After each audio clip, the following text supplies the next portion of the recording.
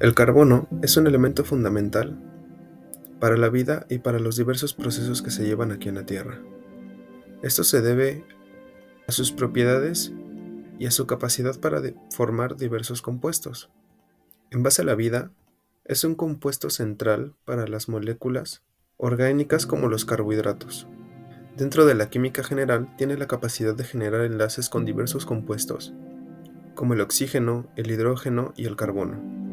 También tiene otras repercusiones dentro del clima. Por ejemplo, el dióxido de carbono y el metano son gases de efecto invernadero que, como ya se mencionó, tienen un gran impacto en el área ambiental.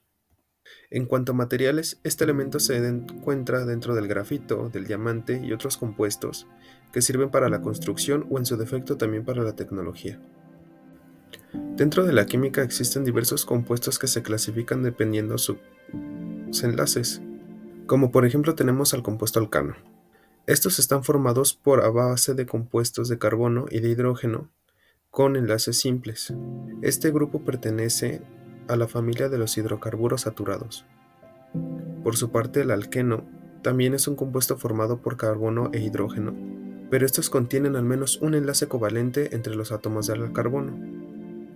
El alquino es un compuesto químico formado de la misma forma por átomos de carbono e hidrógeno, pero estos mantienen al menos un triple enlace entre los átomos del carbono.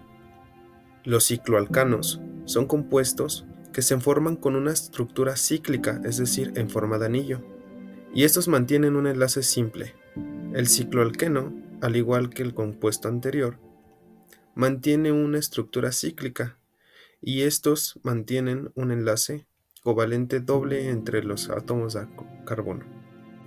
En nuestra vida diaria y cotidiana tenemos la influencia de la química orgánica en distintos procesos sin que nosotros nos demos cuenta, como por ejemplo dentro de nuestra cocina. Tenemos dentro de nuestra cocina, como ya lo mencioné, de distintos compuestos como los carbohidratos, dentro de la glucosa, el almidón de arroz, algunas grasas y aceites que estas son indispensables para nuestros alimentos. Dentro del área de la limpieza, algunos jabones y detergentes son ejemplos de compuestos orgánicos derivados de grasas, además de que algunos desinfectantes contienen alcoholes como el etanol, entre otros compuestos aromáticos. Dentro del mundo de los hidrocarburos, tenemos distintos beneficios y distintos contras, como por ejemplo algunos beneficios serían que algunos en su forma base como el petróleo y el gas natural son la base de la energía mundial en la cual se denotan algunas características como por ejemplo su densidad energética, es decir, que algunos liberan grandes cantidades de energía como por ejemplo la gasolina, el diésel y el gas por ejemplo. Estos mismos tienen distintas aplicaciones, como por ejemplo el transporte, la electricidad, el clima, además de algunas aplicaciones para materias primas, fertilizantes, medicamentos y texturizantes. Por su parte, en los contras tenemos que tienen un gran impacto ambiental, es decir, que la quema de hidrocarburos generan grandes cantidades de CO2 o de dióxido de carbono, lo que generan o que contribuyen, mejor dicho, al efecto invernadero que se vive en el mundo. Además de la contaminación del aire, los derrames y la contaminación del agua. Y quizás lo más importante, que estos recursos no son recursos renovables, es decir, que en el punto en el que se acaben, ya no hay más. Otro de los contras dentro de los hidrocarburos es su extremo riesgo para su extracción, además de su extensa dependencia económica que tiene la economía mundial.